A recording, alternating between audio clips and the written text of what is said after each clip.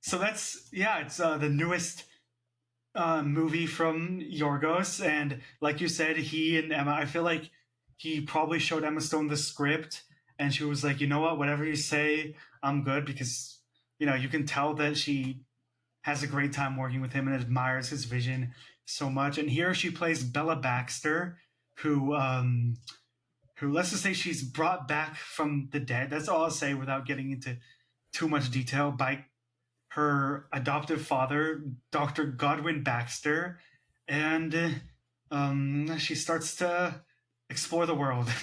it's, a, it's just a very surface level explanation for this movie. I will say she's a character who really breaks out of her shell. Yes, indeed. But I was so excited for this film once it was announced. I was really excited to see the return of Emma Stone and Yorgos together. And this was like the third time they've worked together now, because they did a short film together. But I haven't seen it. I tried to find it in honor of this conversation, and I haven't had access to it, which I'm kind of bummed, because I would love to see it. But hopefully Netflix brings it to us in a bit or something. Yeah, it's but I read the book, so I absolutely loved the book. It pretty much touches on a lot of what the book is, but I loved the ending to this film, and I also loved the ending to the book. And that's been a major change. I recommend everybody read the book. I don't want to spoil what happens in the book. Okay. So great. I'm kind of obsessed with this movie. I didn't think I was going to be as obsessed as I am, because if you look at the trailer and then you see the movie, there's a lot more to the movie. So, on the surface level, I'm an Emma Stone fan. I can't say like, oh my God, don't kill me. I can't say I love La La Land. But at the same time, like, I'm obsessed with her in The Favorite, and I knew this would be more delicious in a sense, and that's kind of what it is to me. I feel like she's the lens for people that don't understand why polite society is the way it is. And she's the lens to rebellion and your own autonomy as a person. And she just represents so much in a character that, like everyone says she's so fearless and daring in this movie, but it's like, she represents so many people that are fearless and daring in different ways, that like never really saw a character on screen like this. So I think it was like amazing. I love Mark Ruffalo. I love Willem Dafoe. They're just hilarious in this movie. And even the people that have like little parts, Margaret Qualley, Christopher Abbott come in later, who I love. They were just in Sanctuary together earlier in the year. I'm obsessed with Sanctuary. That's right. I haven't seen that yet. I'm obsessed with that. I might watch it for your recommendation then. Watch it. I watched it twice this year. It's very good. Amazing. It's in my top. Shit, I have to watch Sanctuary. It's in my top 20 of the year. But amazing. They do like little things, but I just love the journey of it, and I feel like I watched it and it got done out of the movie at midnight, and I wanted to go watch it again, and I rarely have that feeling when I see something. I want to watch it again, and people, and I will say, not everybody laughed, but I was freaking laughing my ass off. I was, Me too. It's the comedy is great what here. What's wrong with that person? Like, this is hilarious. Like, I loved it. No, yeah, I think I went to again, I was probably in all of like November, December, I was probably at this point most excited to watch this one, because I think at this point I had seen and liked his other movies to the point where even if the critics had been like mid to great, I would have probably liked it even more. But then I heard all this amazing stuff coming out of the film festivals and it winning the Golden Lion at Venice. So I was gearing up for a masterpiece, and dare I say, that is what we got. Yeah. Because I saw this at an early Dolby screening on December 5th. So the theater was pretty much full. I think my crowd liked it quite a bit. They were laughing. They clapped at the end. And I think as opposed to Killing of a Sacred Deer, this one, even if you wince a lot, I think there's a lot of enjoyment to be had, because first of all, the sets are so out there. It is really colorful. It's not trying to be too like eerie or nightmarish. but it is dark in a different way. And Emma Stone, let's talk about that performance now, She because steals it.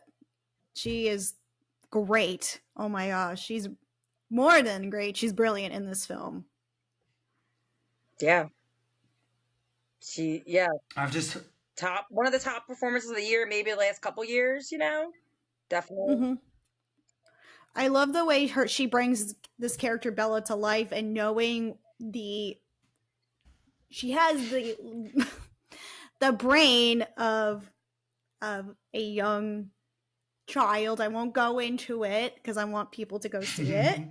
But it's quite disturbing what Willem Dafoe does, I must say. From reading it, I was like, okay, why? But whatever, you go along with it. And the way Emma Stone first starts off as a baby, kind of learning the ways of the world, and then when she's gets towards Mark Ruffalo and he's like, I'm gonna break you out of this house that you can't escape from. And then that's when she really learns, what culture is, what art is, what science is, philosophy, poverty. She learns so much about the world, where she just transforms from this child to this intellectual woman over the course of almost 2.5 hours. It's amazing. Her character is so complex. It's amazing what she goes through in this film.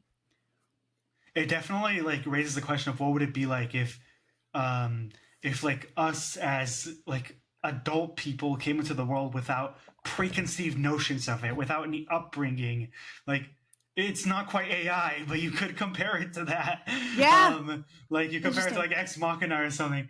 But definitely, I've heard people say it's such a courageous performance of her, and I love that, because it never really breaks the illusion that she's acting as this, but she does such insane things, and every little expression makes you buy that within the world of this movie, that's who Bella is. And like you said, Willem Dafoe, I would say it's a great performance, and he's always embracing the weirdness of his characters, but I kind of like that even though he's portrayed as this brilliant scientist, there's always a bit of pity to him. You're kind of oh, this dude, all he has are his experiments and Bella and all this, which is kind of the point of his character, and his arc later on. And Ruffalo, if you don't pity Defoe's character, you'll absolutely pity him, because he is. But he's really funny in it, and I kind of so love. Funny. By the way, I do love that the whole cast is American, despite their all British accents and in the Victorian England. So I think the fact that Mark Ruffalo is American, it makes his British accent. His performance almost feels theatrical because he's throwing himself into it. But I love that. If you said to me now that he was the front runner for Best Supporting Actor, I'd be okay, down. Yeah, it makes sense why he would. Definitely, I love it. I love when he cries in this movie. Did you ever laugh at someone crying so much in your life? Yes. It's just so funny. And then how my favorite scene, I know it's showing the trailer, but he screams up to her when she's in that balcony. He goes, Bella! It's he so almost starts funny. Acting like a baby too. Yeah, it's great. It's so funny. I just remember cracking up in my seat because we're just reminding me of Stella. I remember if you watch all the. Yeah. Oh my god, that's such a good comparison. Yeah. It just made me think of that. Yeah. So good.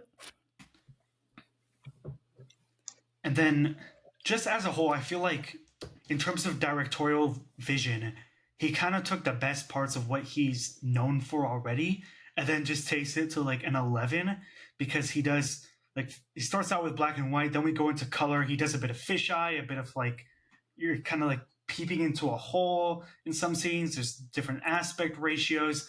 He kind of goes crazy, but he does it at such a large scale where I kept thinking wow, good for Searchlight for giving him all this money to do whatever he wants. And it just pays off because, first of all, the production design, it's supposed to look period, but it's sort of supposed to also look like a fantasy world without the actual fantasy effects of it. It's just kind of hey, this is the 19, I don't know what it is, like what era it is, but it's like, hey, this is a period world that may or may not have existed. Just go with it. Even like the ship feels like such a big set, and the costumes are so intricate. Like Willem Dafoe's makeup, I just think in terms of directorial vision, he's so brilliant and visionary, and everything he goes for sort of pays off because even like the smaller details that are invested in end up impressing you. Yeah, it's definitely like you would say steampunk style, but it's also like not old, not new, not modern, but not back in the day. So I think it's like it kind of gives you that freedom to kind of take it wherever you want it to be. It's not something specific. Just like you know, the thing I liked the most about the movie is that we're always Bella's questioning the world at all times, but like her logic always kind of makes sense, and the polite society they're always adjusting her to sometimes doesn't, and she kind of reveals that to us. Like she's that window where you're just like, oh, she's right. Everything she's saying is logical. She's just doing things that feel right to her. You know what I mean? Like, she doesn't know that that's wrong or whatever. She's just doing what feels right and what she can do to get to the next thing she needs to do. And she's just escaping one prison after another, in a sense. Yeah. And I just loved that about it. And even at the end, you know, you're just like, yeah, you're on top of the world. Like, it was like what she didn't get in The Favorite. She got in Poor Things, you know, like with the character. I would say it's much more of a happier ending than It's his only movie I think that actually has a positive ending, because in all the other ones they've all messed each other up, or they've all had to sacrifice something to get out of something worse. Here, you know, I won't spoil too much, but mild spoilers is that Bella does end up pretty content and happy, and she gets what she wants. Yeah, she's very happy and successful, I guess, on her end from her character. So it's great, though. I just loved it. So recommending it to everybody, but it's not the movie for everybody. Yes. I must say, after watching it and walking out with like a full like theater that was like packed, I took my husband, and then we took a friend of ours, and the two of us liked it because we're both, you know, film nerds. My husband was just like, I love the beginning, but as soon as she stepped out into the world, he felt scarred of what he saw, especially it was so like much of the I was gonna say like that he was probably put off in the first 5 minutes when she's like starts stabbing the dead body or something. Yeah, no, because that's already pretty weird. He's like, no, he was just like, the stuff that, you know, you see for like the old men that happens there. I won't say what happens, but the fondness you know, in that. If anything, I would have shortened that a little bit. I could have done with like 5 less minutes of that. Yeah. Yeah, he was just like, I feel like Yorgos always does. I go, you're gross. You're gross. You know what I mean? Like, he's just gross. Yeah. He wants to be gross. He wants to make you disgusted, in a sense, a lot. And I kind of like admire that about him. Yeah. Like, you're just challenging. He's challenging people to see it. And you know, it's something that I think needs to happen. Yeah. And that's society. Like, I was thinking, like, there's a lot of men that go around and look like that, you know? Yep. I mean, hey, if you're talking about, like, commentary on the patriarchy, low-key, you could draw some parallels with Barbie, because she also comes out into the world and, like, immediately tries to, like, they try to, like, put labels on her and so on, so... Hey, good double feature. Yeah. They're very similar. Oh, yeah. Like, a lot of is Poor Things Barbie? Question mark. Poor Things Barbie, but for hornier people, I guess. Yep. If you liked Barbie, here's Poor Things. Go ahead. Yeah. You know, yeah, really. And that, it's funny because Barbie but for steampunk. Barbie was like my favorite movie of the year besides the Taylor Swift Eras Tour. Yes, girl. Barbie was my number one, but now Poor Things I have ahead of Barbie. I rewatched Barbie again on a second watch, It wasn't as funny on a second watch. I love it though. But Poor Things like takes it to the next step, and I just like, yeah, I wasn't expecting that at all. Mm-hmm. No, I agree.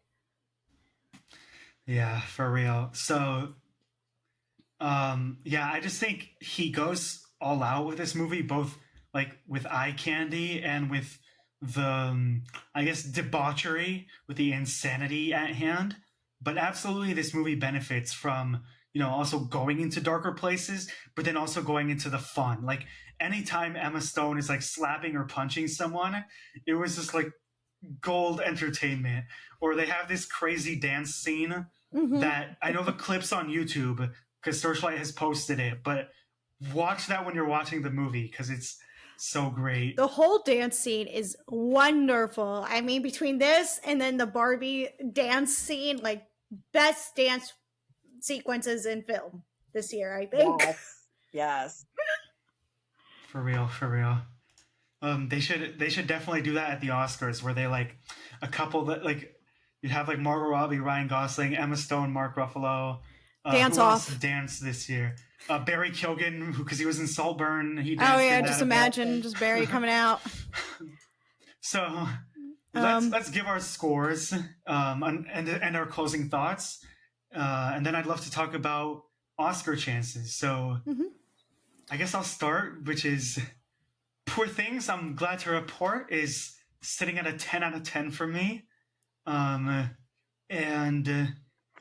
definitely just blends in like beautiful filmmaking and great entertainment. Not like for everyone entertainment. I wouldn't recommend it to my family necessarily because they would be like, what is this nonsense that you like?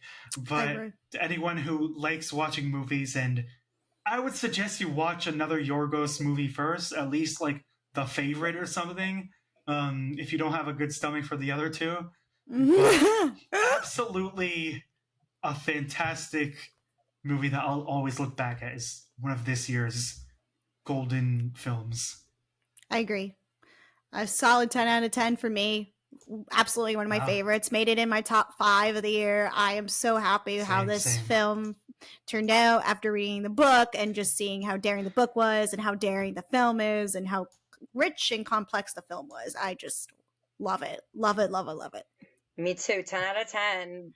Also in my top 5. All around, yeah. It's sitting at number 5 right now. I could see it again. It could go up, It just represents so much that we don't normally see. And like you said, we can't recommend it to everybody, but I'll recommend it to every person who loves movies, and, because not everybody loves all movies. They just go see whatever. But yeah, exactly. It was me and my friends, when we got out of there, we saw it together. She told me it was her favorite movie of the whole year. So it wasn't just me. Awesome. Yeah. Definitely a film nerds film. Definitely. Yeah, definitely. Yeah, I don't know who my audience was when I saw. Like, I didn't ask them, hey, are you guys film nerds? But they all clapped at the end. Yeah. And I heard like the other people talking about it, but I think they probably at least gear themselves up. Like, if you just go in thinking, oh, new Emma Stone movie, it's a comedy, like you're gonna be disgusted. But absolutely. So for a while now, it seems like this one's been one of the leading films in the Oscar race, and all I'll say is if Oscar morning comes and this has the most number of nominations or is tied with Oppenheimer or something, I would not be surprised, because it's not only do I think it's going to get in for Best Picture and Director, but I think it'll get nominated for a ton of the categories that are like below the line. No, I 100% agree with all that. I think the biggest push it's having right now is picture and for Emma Stone going for it. And I won't be mad to see how many nominations it gets because it's well deserved. And I'm happy that I know this film was supposed to come out in September, but we had the strike. So I'm happy it got pushed because now everybody can see how truly award worthy the film is and why it was like deserved a Christmas release, Yeah, definitely. And I do think the best chance this film has to win maybe Emma Stone. I think it's a 50-50 with that one right now. But I think adapted screenplay is probably its strongest chance to win something. I had it at Best Picture competitive. That really depends. There's so many different movies this year that we're considering that it's like really hard to say what they're gonna go for. But I definitely think, like, obviously Christopher Nolan's like running away with director, but I feel like Yorgos is right there. Yeah, he's pretty tied. I don't see anyone winning this year for directing besides Nolan or Yorgos Lanthimos. And they have sort of similar paths because they both haven't won yet, but this sort of, for audiences, especially critics and the awards voters, both Oppenheimer and Poor Things were like the creative culmination of their directing skills. Other than seeing like, I think like we'll see like Nolan and Yorgos nominated. I think we're just gonna also see, what's her face, Greta Gerwig nominated. Yes. And Martin Scorsese nominated. Honestly, because those two, like, I just have a fear one of those two could come sneaking in as best director, but. I mean, Scorsese, possibly, even though they do like to lean towards some of the ones that haven't won before, especially when it's like two beloved ones like this. Yeah. Gerwig, I really liked Barbie. Me too. Not as much as these other films we're talking about. Yeah, I agree. Maybe that's why I'm leaning towards not Greta Gerwig winning necessarily, but we haven't gotten to that point yet. But it's a little early. In terms of screenplay, I think it's between that and American Fiction, because they do sometimes lean towards social commentary where it's kind of obvious, like with Black Klansmen or Women Talking in the category. But absolutely, I could see Emma Stone taking away Oscar number 2. Like, I wouldn't be shocked just because, look, she's 35, but she's Emma Stone, and it's not impossible to win 2 Oscars. If anyone wins 2 Oscars at that age for a leading performance, it could be her. And, you know, like, this could arguably even be her best performance over La La Land or Birdman or The Favorite. Best performance, definitely. No doubt her best performance for me. I agree. I think if she didn't win already, she would 75% chance getting this. I think, for me, I still have Lily Gladstone because the soul of Lily Gladstone through her eyes just got me more. But I loved this performance, no doubt. It's really a toss-up. I'd be happy either way, right? So, yeah, I would be overjoyed if either won, because it's like, if Lily Gladstone won, I'd be like, wow, she was phenomenal. Plus, Emma Stone already has an Oscar at home. If Emma Stone won, I would be like, wow, awesome. Welcome to the Two-Timers Club. So I'd be happy either way. Right now, look, it's a bit early, but for me, it does seem kind of 50-50. Yeah. I think so. From where I'm sitting. And Mark Ruffalo, I do think, does sort of have a chance at the goal, because as opposed to supporting actress, where there is sort of one that everyone's saying could win, supporting actor, I wouldn't say that's as clear right now. You have Robert Downey Jr., you have Charles Melton, Ryan Gosling's likely getting nominated. Ryan Gosling. There's so many good supporting acts. So many. I think the supporting actor male is much more stronger this year than it is for females, which is kind of sad for me to say, because the male performances just really knocked it out of the park this year. And it's so hard to say who could win, because every single performance, like what you just said, Charles Melton, Ryan Gosling, Mark Ruffalo, even the scenes with Willem Dafoe are just phenomenal.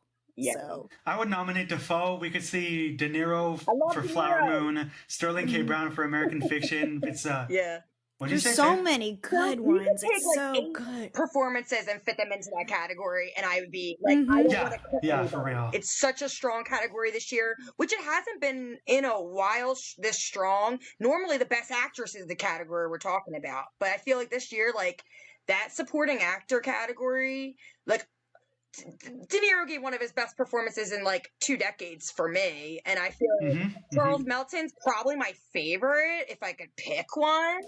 But Ryan and Mark, they're like comedic, so I feel like that splits it in a sense. Like they're both so comedic. But I do think Poor Things is like a comedy in a bit of a different way. Yeah. Because I think Ryan Gosling, as much as I love him in that movie, his is a little more like purely comic. Ruffalo is doing also a bit of, I don't want to say transformative because that's a bit dramatic, but he is doing a little more of like he's like playing like a period character.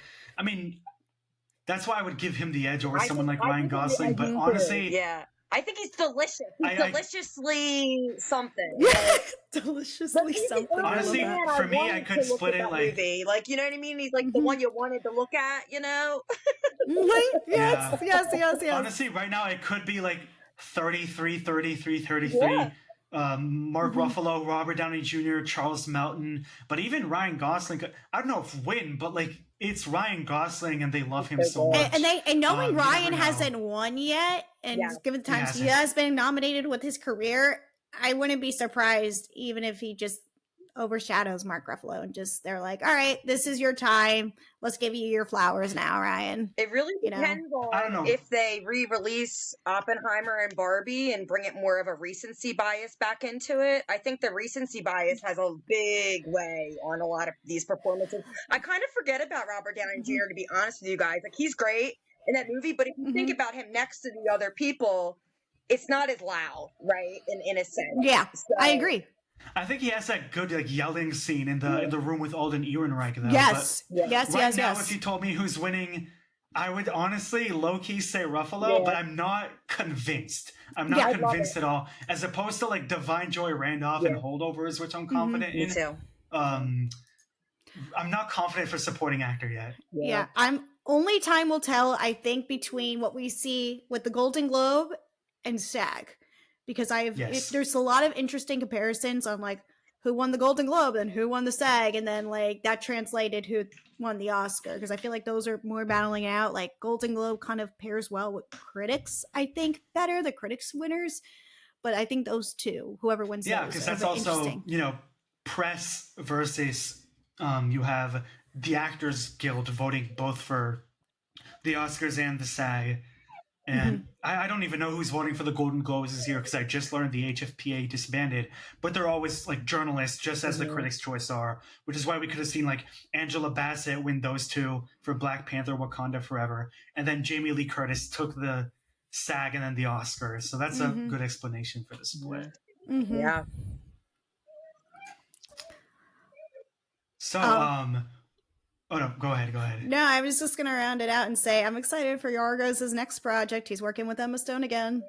And yeah, I think it's done filming too. Yeah, and it's got Joel Alwyn and Jesse Plemons, Hunter Schafer, and Willem Dafoe again. So I'm very, very excited. Chris Rabbit, I think. It's great. I'm excited. So give me more of this duo. I'm here for it. I think it's Chris Rabbit. I'm not even sure. But yeah, so I think to close the episode, I think we should just rank the films that we've seen from Yorgos. So Julie, why don't you start us off? Okay, at the bottom, I'm gonna put Dogtooth. It's really just something I just couldn't, like, I was just watching it, like, I get it, why he did certain things with it, and it's just not for me. Then I'd put Killing of the Sacred Deer right above that. Right in the middle, I'd have The Lobster. Then The Favorite, then Poor Things. Right at this moment, they're kind of neck and neck, but I'm gonna give Poor Things the edge because of the overall how much I loved it versus like I enjoyed it the most, right? So I'd say that's the best for me. For me, I want to be more exposed to Yorgos' previous work. So until then, right now my ranking goes The Lobster, Killing of a Sacred Deer, The Favorite, and then The Poor Things. Basically just, his English adaptation, whatever order you want to call it. So I would go, because I've seen 5 as of today. So number 5, Dogtooth. I felt the same way. I felt like I was wincing a lot, but then it just didn't come together enough at the end for me to be like, okay, that was all earned. Even though the sadism in that movie was really interesting to examine. It just didn't come together as much in the end. Number 4, I'd say The Lobster, but everything onwards is great. Number 3, The Favorite. Number 2, Killing of a Sacred Deer. And number 1, Poor Things. With pride, I say that. Yeah. I think we all said that with pride. And Yeah. just great. Yes. Greatness all around. Okay. So we will all feel like poor things now because this episode is coming to a close. That was terrible, sorry. But That's okay. Okay. We saw where but you're going after with that. picking a favorite, no, I'm gonna stop. So that brings us to a close. I'm really glad that we managed to spotlight this guy. As unique as he is, he's managed to be embraced by so many film lovers and awards guilds and so on. And I couldn't be happier that his films like are becoming like the talk of the town and Filmstagram and with awards nominations and so on. So that brings us to a close. Let's start with you, Kristin. Where can everyone find you online and on social media? The good, wonderful people can find me on Instagram at Miss Filmingo. I co-host the MK Productions podcast with my best friend Mac. So shout out to Mac. We have a lot of great stuff coming out in the new year for us, and I have lots of great stuff working in the pipes. So if anybody wants to follow me on there and see all my socials, go follow me on there. I'm on TikTok. I do all sorts of fun things that I try to do. But yeah, thank you for having me. It was so great talking about Yorgos and Poor Things. It was a treat to talk about this today, and hope to come back, and we'll have you on Gael in the future on my show. Of course. Yeah, thanks for having me. You guys can find me on Instagram. I'm at Jusreel Reviews. It's JUSREEL Reviews. And I'm on there every now and then, really doing this a little bit more. So thanks. Sounds good. So check out our awesome guests as well as their own reviews, Kristin's podcast, our past episodes together, and check out Poor Things as soon as you can. Bring your friends. Maybe trigger warning, but that's all. Trigger warning if you bring your parents.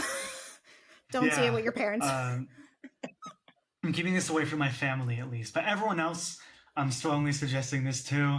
And that wraps up another great episode of the Feature Fanatics. I've been Gal, and you can check us out as well on social media with Feature Fanatics Pod on Instagram. And till next time, see you guys soon. Bye. Bye.